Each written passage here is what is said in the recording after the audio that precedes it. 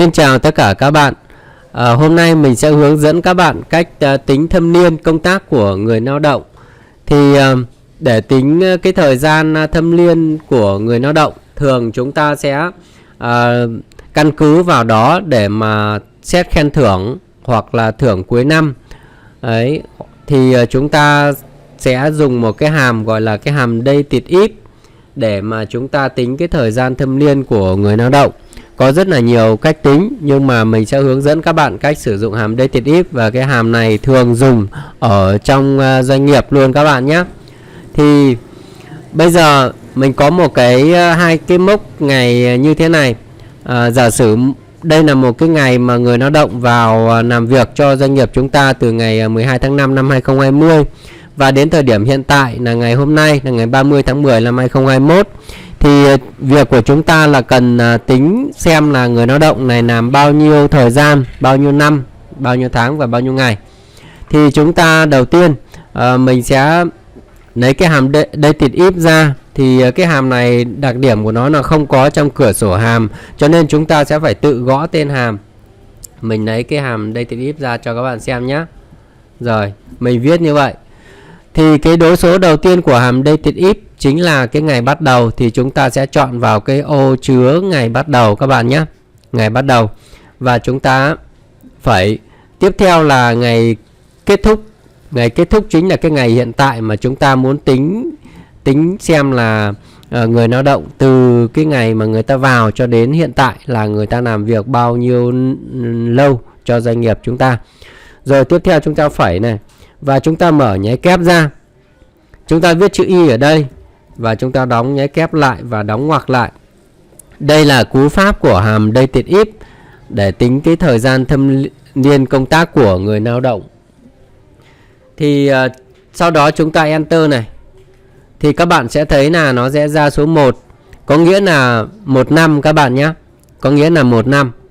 Rồi, bây giờ mình muốn biết là người lao động và làm việc bao nhiêu tháng, thì chúng ta cũng sẽ làm tương tự như thế. Thì chúng ta sẽ lấy cái hàm dated if ra. Chúng ta làm tương tự như vậy các bạn nhé. Tháng này chúng ta sẽ thay bằng chữ Y bằng chữ M các bạn nhé. Nó viết tắt là chữ mân trong tiếng Anh nhé các bạn ạ. Rồi, 17 tháng. Người lao động này làm cho chúng ta là 1 năm. Nếu tính tháng thì sẽ là 17 tháng. Thì chính xác người lao động này thì sẽ là làm 1 năm và 5 tháng, đúng không các bạn? Đó. Nếu mà chúng ta muốn tính xem là người lao động vào làm cho chúng ta bao nhiêu ngày, thì chúng ta sẽ làm như thế nào? Bao nhiêu ngày các bạn nhé. Thì mình sẽ viết ngày đây. Thì mình sẽ cũng làm tương tự như thế để chúng ta xem tính cái số ngày làm việc của người lao động. Chúng ta làm tương tự để chúng ta tìm ra cái số ngày. Đôi khi chúng ta xét khen thưởng là chúng ta không có xét tính theo tháng mà tính theo ngày chẳng hạn, thì chúng ta sẽ cần phải biết là người lao động làm bao nhiêu ngày, đúng không ạ? Đó. Rồi, thì đó là cái cách sử dụng cái hàm dated if để mà tính cái thâm niên của người lao động, đúng không ạ? Vậy thì bây giờ giả sử mình muốn biết chính xác là người ta làm bao nhiêu năm và bao nhiêu tháng, thì mình sẽ làm như sau nhé. Đấy, bao nhiêu năm bao nhiêu tháng. Bây giờ mình thêm một cái cột là năm và tháng này. Mình muốn biết là người lao động làm bao nhiêu năm và bao nhiêu tháng các bạn nhé. Yêu cầu của chúng ta là như vậy. Thì chúng ta cũng lấy hàm dated if ra. Ngày bắt đầu này. Rồi sau đến ngày hiện tại này, chính là ngày kết thúc ở trong hàm dated if các bạn nhé.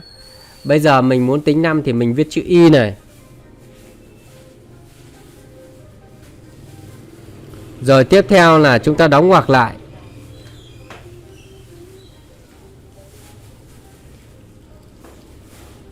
Rồi, chúng ta enter. Nếu mà chúng ta enter thì nó sẽ ra năm rồi các bạn nhé.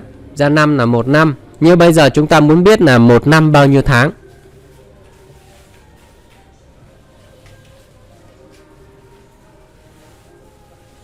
Chúng ta quan tâm là 1 năm bao nhiêu tháng.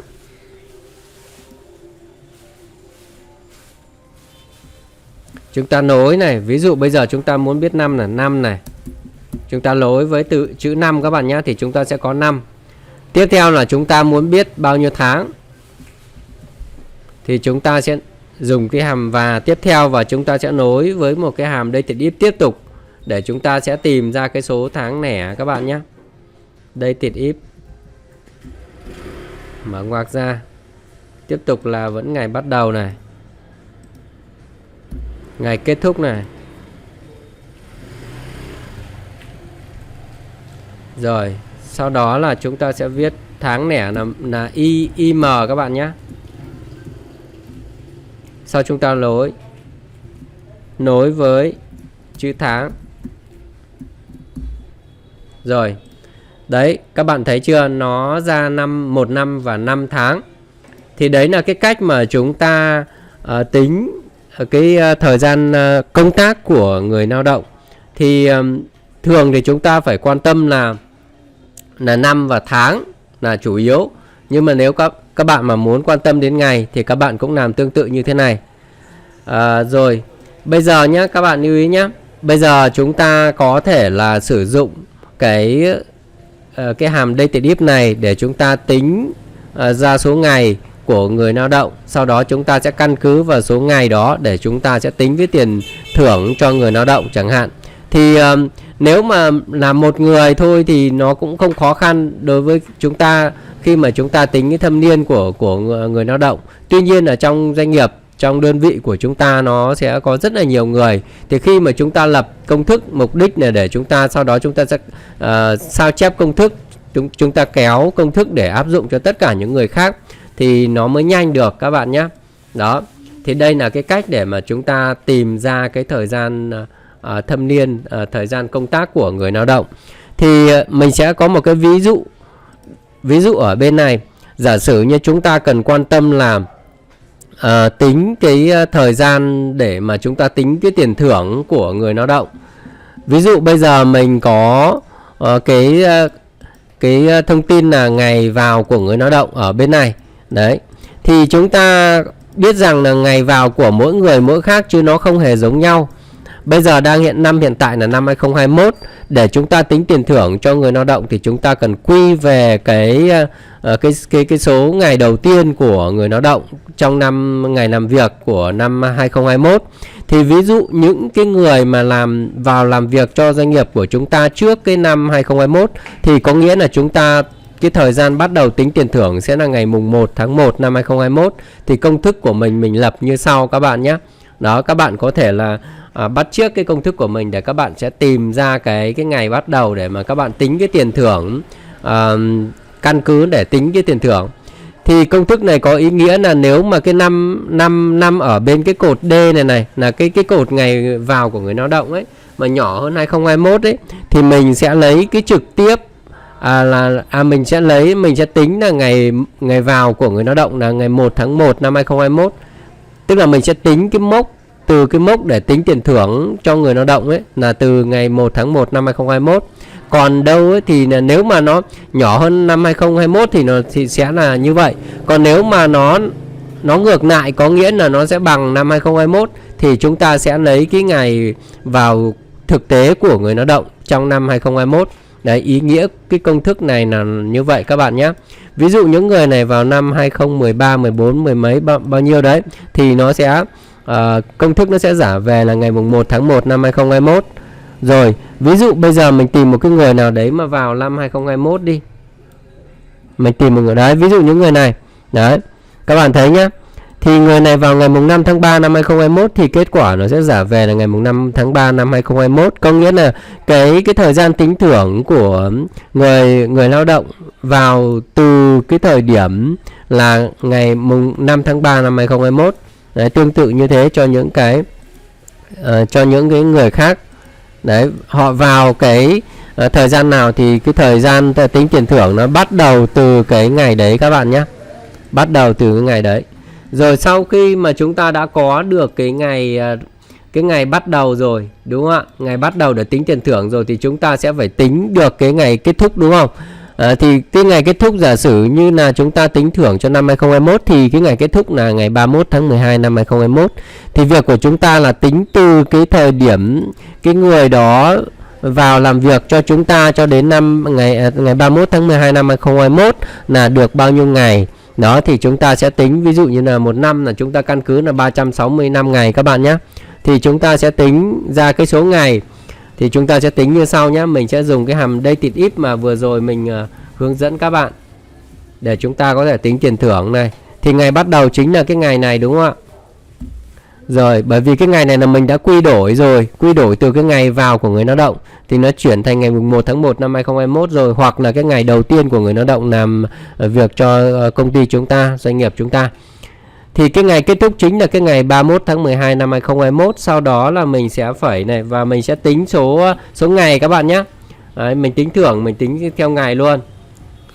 Đó, như vậy. Enter.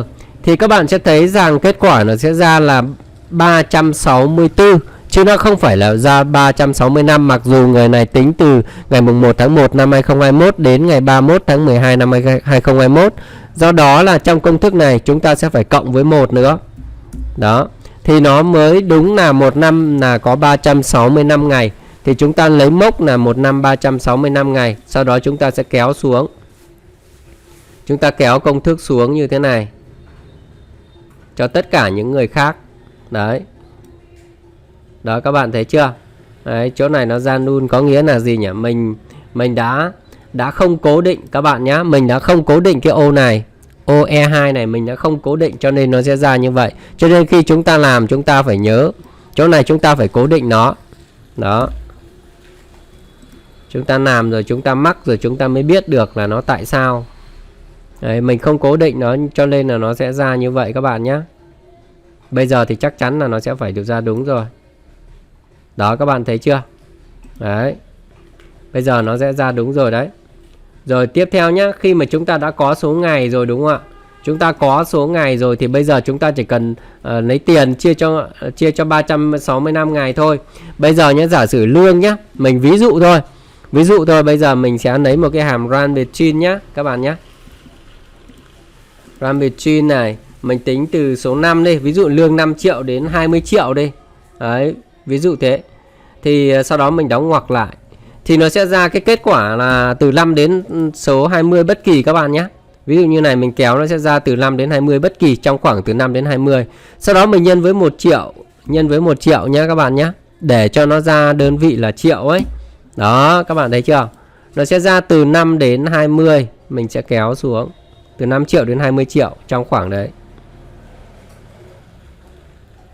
Đấy, mình tạo một cái mẫu ví dụ y như cái cách tính tiền thưởng thực tế đấy các bạn nhé.